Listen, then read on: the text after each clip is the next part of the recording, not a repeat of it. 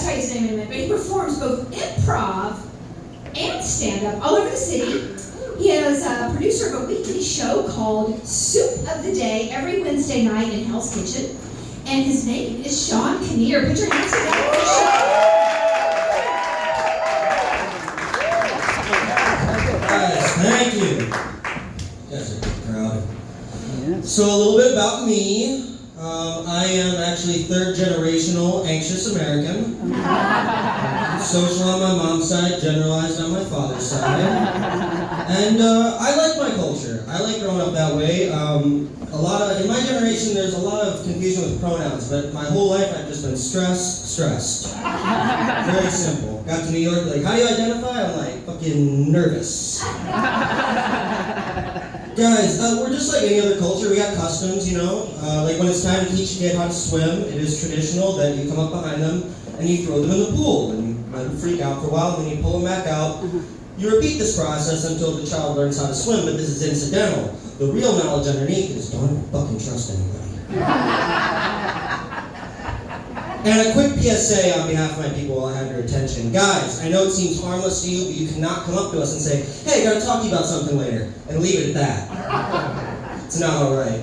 When my girlfriend says that to me, I'm going over my likes and dislikes, I'm getting ready to re-download the dating app.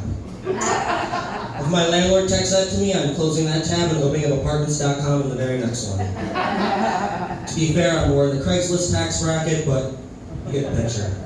If I'm at work, and my boss says, hey, I see you in my office later, not only am I updating my resume, I start building a whole narrative behind it. I'm like, using positive self-talk, like, you know what, I don't really need this job anyway. It's beneath me, the commute sucks, Ben's annoying, and you know what, this is really the kick in the pants that I need to get this project off the ground. That thing I've really been talking about these last few years. Walking into his office full of confidence, he's like, Shawn, can you work on Thursday? And I can't. And I say yes anyway, because I'm a people pleaser. Personally, I'm a catastrophizer. That's what I do. I take small things and let them snowball into really big things. Like if I'm out and about during the day, like no joke, if I get a little stain on my shirt before I can even clean it off, I'm just thinking, what if today was the day I was going to meet my soulmate? Now I look like a slob. That cute little interaction at the bank is not going to go the way it was supposed to. Fast forward butterfly effects. I'm going to be single. Like guys, I'm not going to have grandkids over this honey mustard now. Truly. My therapist is like, Shawn, you gotta break these things down so we can go over them, talk them out. I'm like, all right. There's a real one that I had for her last year. I'm in my house, and I noticed a little bit of glitter on my face. And instead of going, my thought process went, Jesus fucking Christ, what if my girlfriend had seen that glitter? I don't have any excuse for that glitter. If it happened once, that means it can happen again. Do I need to go down to the store, buy some glitter, take it home, open it up, and keep it in a drawer so I have alibi glitter on hand at all times ready to go? She's like, Shawn, where'd that go? I'm like, babe, it's in the drawer next to my keys where it's always been. Don't be so paranoid. And as I'm saying this to my therapist, I feel like I am on Shark Tank pitching alibi glitter as a must-have product for every married man in the country. Therapist is like, Shawn, did you ever consider the more likely possibility the glitter just came from the girlfriend in the first place? And I'm like, no, Sharon, I didn't, because I don't have the girlfriend yet. I am manifesting like you told me to do in our last session. She was like, hold on the vision board, okay? So I am single. Last interaction with a girl did not go so hot. I was at the laundromat, and we're taking our laundry out at the same time, and as she walks away towards the drying area, she drops her underwear on the ground. And being the gentleman that I am, I didn't even say the word. I was like, ma'am, we dropped your, She was like, oh, thank you so much. And I was like, no big deal. Then she said it again, thank you so much, like continuing the interaction. And if there was something smooth that I could have said to keep that rolling, I will never know, because what I blurted out was, what was I going to do, steal them? Exactly. And so her face went from like, oops, silly me to like, ew. And I saw that change, and I tried to save it. I was like, no, I'm saying like I wouldn't do that, like I'm not. And if you've ever heard somebody say something racist and try to explain how it wasn't racist, and they're sounding more racist, that was me. I was just sounding creepier and creepier. So she walks off, and you know, the mustard stain lost me the first girl, and now the laundering it has lost me the second soulmate. I wish it had ended there, but now 35 minutes later we're pulling our stuff out of the dryer at the same time, and we both are putting it in those little like walk home cart things, and I realize that there's about a 50% chance now that I'm walking a half block behind this girl, just like, no, I live this way too, not creepy still.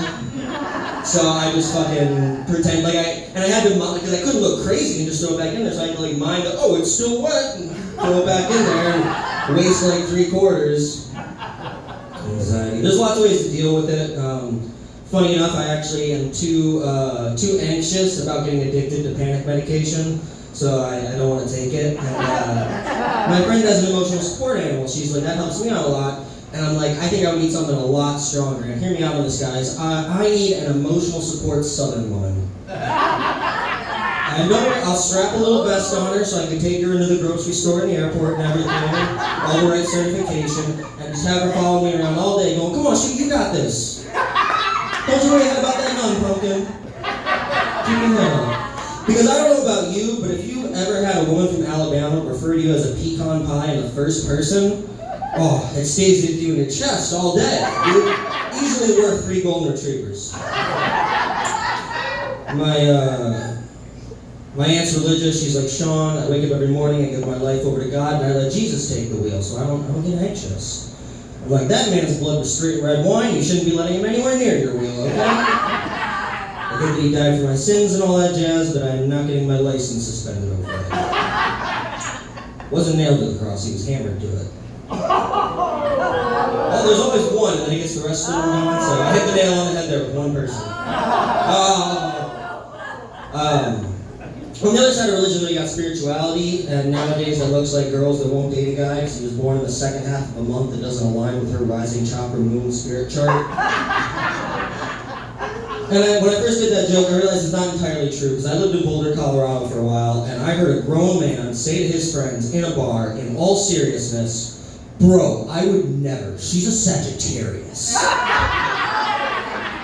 And I think we're all clear here that no guy has ever just not because she was a Sagittarius. No guy's gotten a booty call at 3 a.m. and be like, but she's a Leo and I gotta protect my energy. Never, ever happened. And look, I know I'm not the only person that gets anxious. I get it. My friends have anxiety too. They're worried about different things though. They're worried that the government is tracking us, watching where we're going, listening to what we're saying, and I love these people, so it's very difficult to explain to them that the very fact that I love them means that they are not high enough on the social totem pole to be anywhere on the government's radar, alright?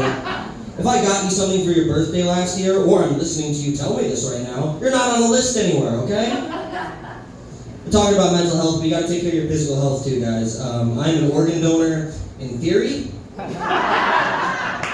I say in theory because all the paperwork is certainly there, but if they take a look at what I left them if I kick the bucket tomorrow, they're going to be like, well, what did he expect us to... It was a nice thought, but... So to that end, I am taking better care of my organs. One of the ways I'm doing it is I'm speaking to them, the way you might speak to somebody in a coma to keep them alert. I've named them after the Beatles.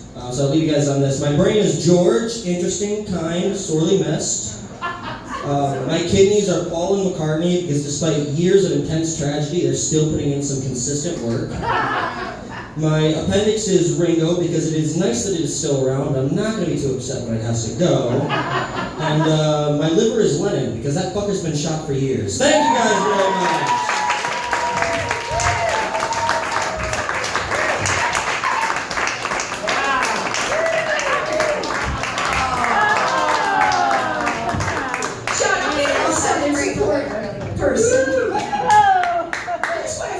Shawn, Shawn, Shawn, what's up? my little sweet potato. I'm gonna